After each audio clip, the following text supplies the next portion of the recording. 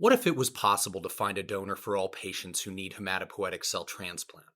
Not long ago, that would have felt like science fiction.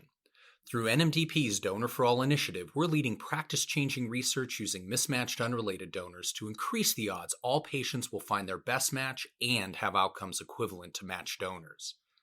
Because every patient deserves to receive their life saving cell therapy.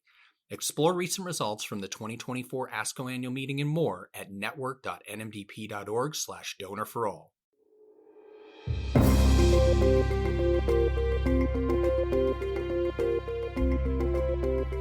Hello, I'm Dr. John Sweetenham, the host of the ASCO Daily News podcast. 2025 promises to be a year of continued progress in drug development, patient care, and technological innovations that will shape the future of cancer care. Oncologists will also be grappling with some familiar challenges in oncology practice and probably face a few new ones as well. I'm delighted to be joined today by Dr. Nathan Pennell to discuss some of these challenges. Dr. Pennell is the co-director of the Cleveland Clinic Lung Cancer Program and vice chair of clinical research at the Tufted Cancer Center. He also serves as the editor-in-chief of the ASCO educational book. You'll find our full disclosures in the transcript of this episode. Nate, it's great to have you on the podcast today. Thanks for inviting me, John. I'm excited to be here. Thanks. So, Nate, we've been hearing a lot recently about implementation science in oncology. Particularly, this has been the case, I would say, over the past decade. And of course, the goal is to how do we figure out the best way to integrate evidence-based practice into oncology care. There's been a lot of very good guidance from organizations like ASCO. And every year, we're reminded of the need for clinical decision support for practicing oncologists at the point of care. Although I think we all agree it is the right thing to do, and this has been a matter of discussion for probably more than 10 years. For the most part, I don't think we've really got there. Some big practices probably have a truly well-integrated clinical decision support tool, but for many of us, this is still lacking in the field. I wonder whether we do need some kind of global clinical decision support tool. What do you think about the future of clinical decision support at the point of care? And do you think this is going to continue to be a need? I think that's a fantastic question, and it absolutely is something we're going to continue to work towards. We're in an incredibly exciting time in oncology. We've got all these exciting predictive biomarkers, effective treatments that are working better than anything we've had in our careers up to this point. But when we actually look to see who is benefiting from them, what we find is that outside of clinical trial populations, many of our patients aren't actually accessing these. And so publications that look at real world use of these, one that jumps to mind for me is a publication looking at biomarker testing for driver oncogenes in lung cancer, showed that while everyone who treats lung cancer says, absolutely, we need to test for biomarkers such as EGFR mutations. In the real world, probably only slightly over a third of people ever access these drugs because there are so many different gaps in care that fall through the cracks. And so decision support is absolutely critical. You mentioned this has been going on for a decade. Actually, the Institute of Medicine in 2013 recommended that with the uptake of electronic medical records that we move forward with building these true learning healthcare systems that would improve quality and use every patient's information to help inform their care. And in 2023, as a representative of ASCO, I was able to look back at the last decade, and the uniform conclusion was that we had failed to build this learning healthcare system. So what can we do going forward? The good news is there are improvements in technology. There are, for better or for worse, some consolidation of electronic medical records that has allowed larger numbers of patients to sort of have data sets shared. ASCO started CancerLink to try to improve quality, which is now part of OpenAI and is still working on technology solutions to help provide decision support as we're better able to access patient data. And I think we're going to talk a little bit later about some of the technology advances that are going on in artificial intelligence that are really going to help improve this. So I think this is very close to impacting patient care and improving quality of care. I think for, as you mentioned, large healthcare systems, and users of the major EMRs, this is going to be extremely close. Thanks, Nate. Yeah. And just to extend the conversation into another area, one of the constant, I think, pain points for practicing oncologists has been the issue of prior authorization and the amount of time and energy it takes to deal with insurance denials in cancer care. And I think in a way, these two things are linked in as much as if we had clinical decision support tools at the point of care, which were truly functional, then hopefully there would be a more facile way for an oncologist to be able to determine whether the patient in front of him or her is actually covered for the treatment that the physician wants, the oncologist wants to prescribe. But nevertheless, we're really not there yet, although I think we're on the way to being there. But it does remain, like I said, a real pain point for oncologists. I wonder if you have any thoughts on the issue of prior authorization and whether you see in the coming year anything which is going to help practicing oncologists to overcome the time and effort that they spend in this space. Yeah, this is, I think for many oncologists, would have to list this among, if not the least favorite aspects of our job these days, is dealing with insurance, dealing with prior authorizations. We understand that healthcare is incredibly expensive. We understand that oncology drugs and tests are even more expensive, probably among, if not the most rapidly growing costs to the healthcare system in the US, which is already at about 20% of our GDP every year. And so I understand the concern that costs are potentially unsustainable in the long term. Unfortunately, the major efforts to contain these costs seem to have fallen on the group that we would least like to be in charge of that, which are the payers and insurance companies through use of prior authorization. And this is good in concept, utilization review, making sure that things are appropriate, not overutilizing our expensive treatments. That makes perfect sense. Unfortunately, it's moved beyond expensive treatments that have limited utility to more or less everything, no matter how inexpensive or standard. And there's now multiple publications suggesting that this is taking on massive amounts of time. Some even estimated that for each physician, it's a full 40-hour work week per physician from someone to manage prior authorizations, which costs, billions of dollars of practices every year. And so this is definitely a major pain point. It is, however, an area where I'm kind of optimistic, maybe not necessarily in 2025, but in the coming several years with some of the technology solutions that are coming out, as we've talked about with things like clinical pathways and whatnot, where the insurance company approvals can be tied directly to some of these guideline concordant pathway tools. So the recent publication at the ASCO Quality Symposium looking at a radiation oncology practice that had a guideline concordant prior auth tool that showed there was a massive decrease in denials by using this. And as this gets rolled out more broadly, I think that this can increase the concept of gold carding, where if practices follow these clinical guidelines to a certain extent, they may be even exempt from prior authorization. I think I can envision that this is very close to potentially removing this as a major problem. I know that ASCO certainly has advocated on the national level for changes to this through, for example, advocating for the Improving Seniors Timely Access to Care Act. But I think, unfortunately, the recent election, I'm not sure how much progress will be made on the national level for progress in this. So I think that the market solutions with some of the technology interventions may be the best hope. Yeah, thanks. You raised a couple of other important points in that answer, Nate, which I'll pick up on now. And you mentioned drug prices. And of course, during 2025, we're going to see Medicare negotiating drug prices. And we've already seen, I think, early effects from that.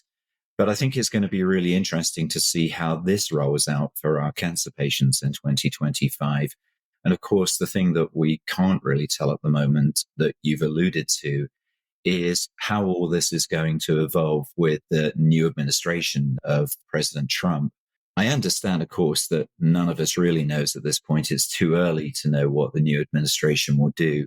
But would you care to comment on this in any way and about your concerns and hopes for Medicare specifically and what the administration will do to cancer care in general? Yeah, I think all of us are naturally a little bit anxious about what's going to happen under the new administration. The good news, if there's good news, is that under the first Trump administration, the National Cancer Institute and cancer care in general was pretty broadly supported, both in Congress and by the administration. And if we look at specifically negotiating drug prices by Medicare, you can envision that having a businessman president who prides himself in negotiations might be something that would be supported and perhaps even expanded under incoming Trump administration. So I think that's not too hard to imagine, although we don't really know. On the other hand, there are very valid concerns about what's going to happen with the Affordable Care Act, with Medicaid expansion, with protections for pre-existing conditions, which impact our patients with cancer. And obviously, there are potential people in the new administration who perhaps lack trust in traditional evidence-based medicine, vaccines, things like that, which, we're not sure where they're going to fall in terms of the healthcare landscape, but certainly something we'll have to watch out for. Yeah, well, certainly when we regroup to record next year's podcast, we may have a clearer picture of how that's going to play out. I mean, if there's anything good from this, it's that cancer has always been a bipartisan issue that people support. And so I don't want to be too negative about this. I do think that public support for cancer is likely to continue. And so overall, I think we'll probably be okay. Yeah, I agree with that. And I think one of the things that's important to remember, I do remember that one of the institutions I've worked at previously, that there from time to time was some discussion about politics and cancer care. And the quote that I always remember is, we all belong to the cancer party. And that's what's really important. So let's just keep our eye on the ball. I hope that we can do that. I'm going to switch gear just a little bit now, because another issue which has been quite prominent in 2024 and in a few years before that has been this issue of supply chain issues and drug shortages. We've seen this over many years now, but obviously the problems have apparently been exacerbated in recent years, particularly by climate events. But certainly ASCO has published some recommendations in terms of quality care delivery for patients with cancer. Can you tell us a little bit about how you think this will go in the coming year and what we can do to address some of the concerns that are there over drug shortages? Yeah, this continues to be, I think, a surprising issue for many oncologists because it has been going on for a long time, but really hasn't been in the public eye. The general problem is that once drugs go off patent and become generic, they often have limited manufacturers that are often outside the US, sometimes even a single manufacturer, which leaves them extremely vulnerable to supply chain disruption issues or regulatory issues. So situations where the FDA inspects and decides that they're not manufacturing things up to snuff, and suddenly the only manufacturer is temporarily shut down. And then, as you mentioned, things like extreme weather events, where we had Hurricane Maria hit Puerto Rico, and suddenly we have no bags of saline for several months. And so these are major issues which I think have benefited from being in the public eye. ASCO, on the one hand, has, I think, done an excellent job leading on what to do in scenarios where there are shortages. But I think more importantly, we need more attention on a national level to policy changes that would help prevent this in the future. Some suggestions have been to increase some of the oversight of the FDA into supply chain issues and generic drugs, perhaps forming more of an early warning system to anticipate shortages so that we can find workarounds, find alternative suppliers that perhaps aren't currently being widely utilized. We can advocate for our legislators to pass legislation to support drug production for vital agents through things like long-term contracts or even guaranteed pricing that might also even encourage U.S. manufacturers to take back up generic drugs if they were able to make it profitable. And then finally, I think just more of a national coordinated approach rather than the piecemeal approach we've done in the past. I remember when we had a platinum shortage last year, our institution, with massive resources in our pharmacy, really did an excellent job of making sure that we always had enough supply. We never actually saw that shortage in real time, but I know a lot of places did not have those resources and therefore were really struggling. And so I think more of a coordinated approach with communication and awareness so that we can try to prevent this from happening. Yeah, great. Thanks, Nate. And you raised the issue of major weather events, and I'd like to pick up on that for just a moment to talk about climate change. we now know that there is a growing body of evidence showing that climate change impacts cancer care. And it does it in a lot of ways. I mean, the most obvious is disrupting care delivery during one of these major events. But there are also issues about increased exposure to carcinogens, reduced access to food, reduced access to cancer screenings during these major disasters. And the recent hurricanes, of course, have highlighted the need for cancer centers to have robust disaster preparedness plans. In addition to that, obviously, there are questions about greenhouse gas emissions and how cancer centers and healthcare organizations handle that. But what do you see for 2025 in this regard? What's your thinking about how well we're prepared as deliverers of cancer care to deal with these climate change issues? Yeah, that is sobering to look at some of the things that have happened with climate change in recent years. I would love to say that I think that from a national level, we will see these changes and proactively work to reduce greenhouse emissions so that we can reduce these issues in the future. I'm not sure what we're going to see from the incoming administration and current government in terms of national policy on changes for fossil fuel use and climate change. I worry that there's a chance that we may see less done on the national level. I know the NCI certainly has policies in place to try to study climate change impact on cancer. It's possible that even that policy could be impacted by the incoming administration, so we'll have to see.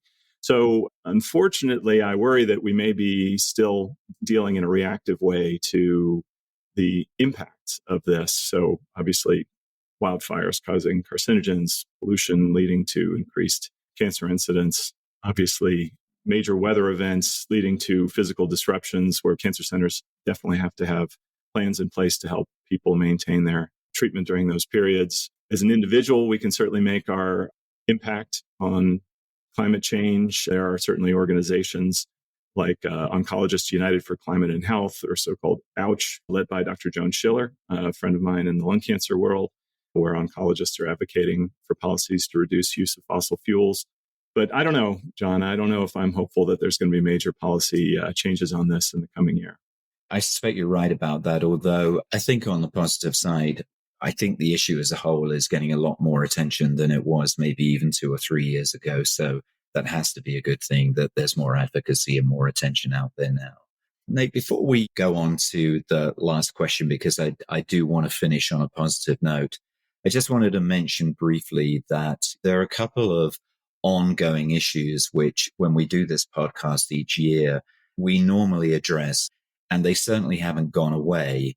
But we know that burnout and workforce issues in oncology will continue to be a big challenge.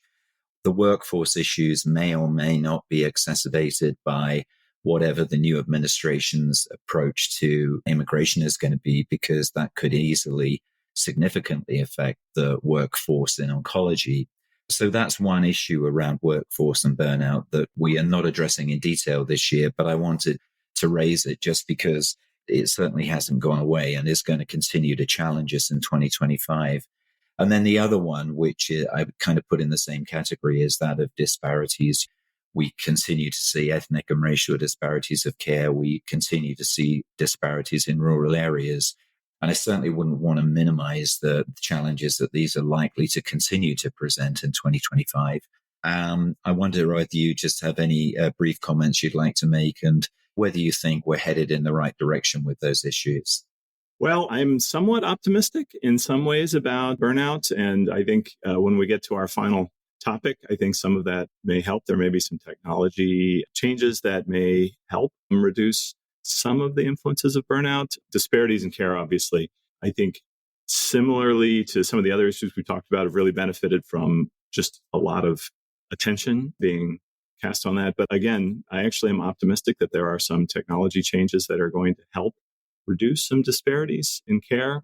It's always great to finish one of these conversations on a positive note. And I think there is a lot to be very positive about. As you mentioned right at the beginning of the podcast, we continue to see quite extraordinary advances, remarkable advances in all fields of oncology, in the therapeutic area in particular, with just a massive expansion in not only our understanding, but also resulting from that improved understanding of the biology of the disease, the treatment advances that have come along.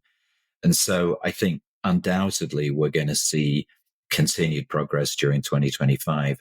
And I know that in particular, there are technology solutions that you've mentioned already that you're very excited about. So, I'd really like to finish today by asking you if you could tell us a little about those, and in particular, what you're excited about for 2025. Yeah, it's always dangerous to ask me to nerd out a little bit about some of these technology things, but I don't think that we can end on any conversation about technology and not discuss the potential for artificial intelligence in healthcare and oncology. AI is sort of everywhere in the media and sort of already worked its way into our lives and in our phones and apps that we're using and whatnot. But some of what I am seeing in tools that are probably going to be here very soon, and in some cases already arriving, are pretty remarkable. So some of the advances in natural language processing, or NLP, which in the past has been a barrier to really mining the vast amounts of patient information in the electronic medical record, is so much better now. So now we can actually use technology to read doctors' notes, to read through scanned PDFs in our EMRs, and we can imagine that it's going to become very soon much harder to miss abnormal labs, going to be much harder to miss findings on scans, such as pulmonary nodules that get picked up incidentally. It's going to be much easier to keep up with new developments as clinical guidelines get worked in and decision support tools start reminding patients and physicians about evidence-based, high-quality recommendations. Being able to identify patients who are eligible for clinical trials is going to become much more easy. And that leads me to the second thing, which is throughout the pandemic, we have greatly increased our use of telehealth. And this really has the potential to reduce disparities in care by reaching patients basically wherever they are. This is going to disproportionately allow us to access rural patients, patients that are currently underrepresented in clinical trials and whatnot, being able to present patients for clinical trials. In the recent Cancer Care in America report from ASCO, more than 60% of patients in the US did not have access to clinical trials. And now we actually have the technology to screen them, identify them, and reach out to and potentially enroll them in trials through use of decentralized elements for clinical trials. And so I'm very optimistic that not just good quality standard cancer care, but also clinical research is going to be greatly expanded with the use of AI and telehealth. Really encouraging to hear that. Nate, it's been a real pleasure speaking with you today, and I want to thank you for taking the time to share your insights with us on the ASCO Daily News podcast. I also want to say a thank you to our listeners for your time today. If you value the insights that you hear on the ASCO Daily News podcast, please take a moment to rate, review, and subscribe. The purpose of this podcast is to educate and to inform. This is not a substitute for professional medical care and is not intended for use in the diagnosis or treatment of individual conditions. Guests on this podcast express their own opinions, experience, and conclusions. Guest statements on the podcast do not express the opinions of ASCO. The mention of any product, service, organization, activity, or therapy should not be construed as an ASCO endorsement.